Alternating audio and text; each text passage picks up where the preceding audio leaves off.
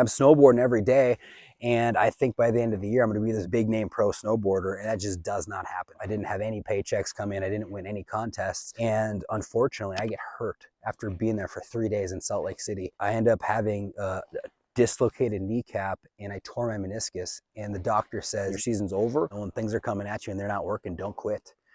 Push through, and eventually the wall will break. You'll find and have a breakthrough, and it might take a decade, but it will happen. At least it happened for me.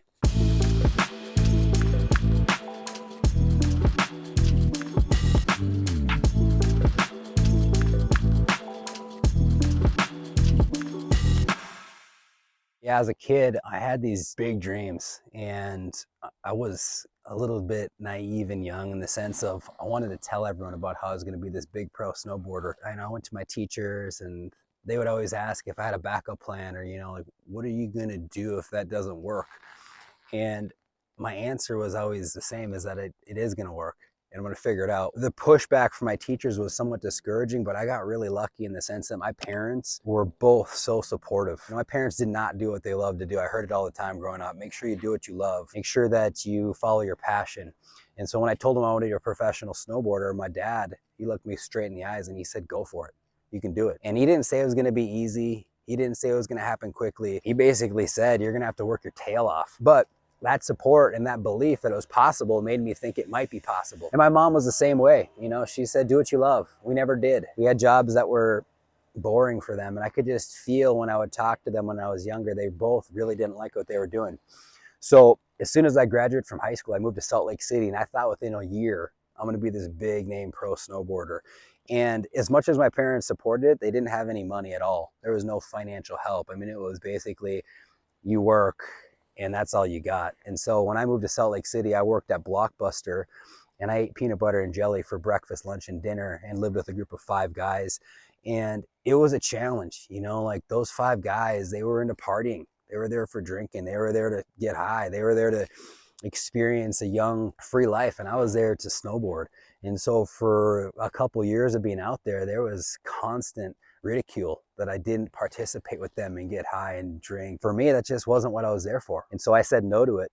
And it really caused a lot of friction, a lot of pain between those guys and myself, of being the odd man out. No one was there to understand and be with me on a day-to-day basis when they were saying, hey, let's drink, and I'm saying no, and they're just making fun of me. So that anger really turned into motivation for me.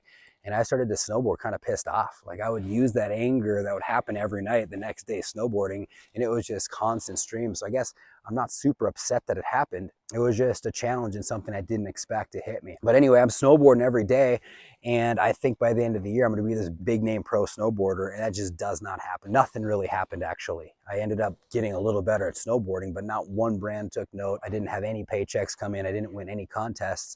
And so I go home that year, work for my dad, and save my money, and I come back year 2, and I'm thinking, this is my year. I'm going to blow up. This is my time.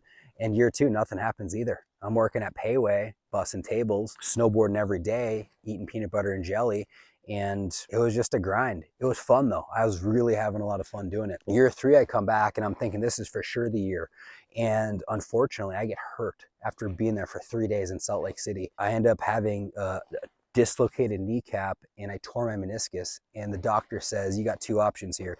Either we have your meniscus sewed, and it takes about 9 months to a year to heal, and your season's over, or what we can do is cut it, and you'll be back snowboarding within a few weeks. And looking back, I decided, let's sew it. I've got a long life, a long career that I want to have. So I ended up ending my year that season, sewed my meniscus, and I went to California, and I ended up biking all winter long where my brother lived. My brother lived in Venice Beach, California. And I worked a nighttime job at Abercrombie and Fitch folding clothes.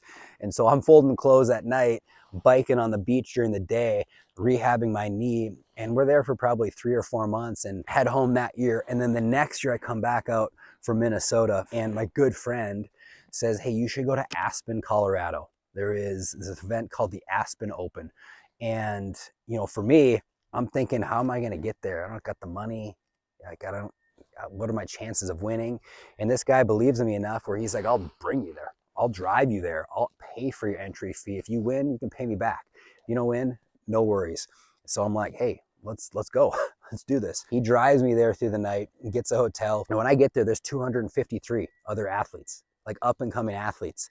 And I'm thinking, what are the chances that I'm going to win this contest? Because if you don't win first, second, or third, the brands in snowboarding don't really care much. That's how it occurred to me. And so the way it works is an open, you pay your entry fee, you get 2 runs. Your 2 runs, if you finish top 10, you go to finals. If you don't, you go home. And so for the qualifying day, I ended up finishing 6th and went home to my hotel that night, visualized my run, came back the next day. And I don't know what happened to the other guys who beat me day 1, but I ended up winning this contest. And dude, my snowboarding career just took off. Finally, after 4 years of grinding in Salt Lake City, another 5 years of grinding and riding in Minnesota before I was graduated from high school. And anyway, from that point on, these brands started to give me opportunity. And I started to go to events like Snowboarder Super Park and Transworld Team Challenge. And right as I was kind of coming through and coming up, a new event came out in X Games called Real Snow. And this event was the top guys at the time in the industry got an invite. And I luckily got this invite to be a part of Real Snow.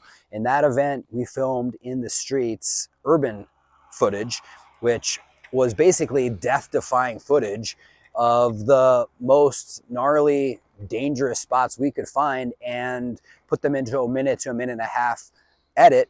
And then it was judged gold, silver, bronze. And so, you know, being kind of an up-and-coming kid and just starting to get into the prime of my career, I got this lucky invite. And there were 5 guys year 1, 3 legends who I've known since I was a little kid, and then 2 of us new up-and-comers, and ended up winning this contest. And I got a gold medal. And it was just this dream come true. You know, it was like a $50K payout. All my brands were like, holy smokes, you just took on some of the biggest guys in the industry. And things started to progress really quickly at that time. Year 2 comes around, I get another invite back, and I end up winning another gold medal. And it was just this moment in time where I really felt like I finally had made. But, you know, following the passion and just going for it and sticking to it and just grinding no matter what happens and having that level of commitment, I'd say, yeah, one of the most important things is just being absolutely persistent in the face of adversity. You know, when things are coming at you and they're not working, don't quit. You know, push through, and eventually the wall will break. Eventually you'll find and have a breakthrough. And, you know, it might take a decade, but it will happen. At least it happened for me.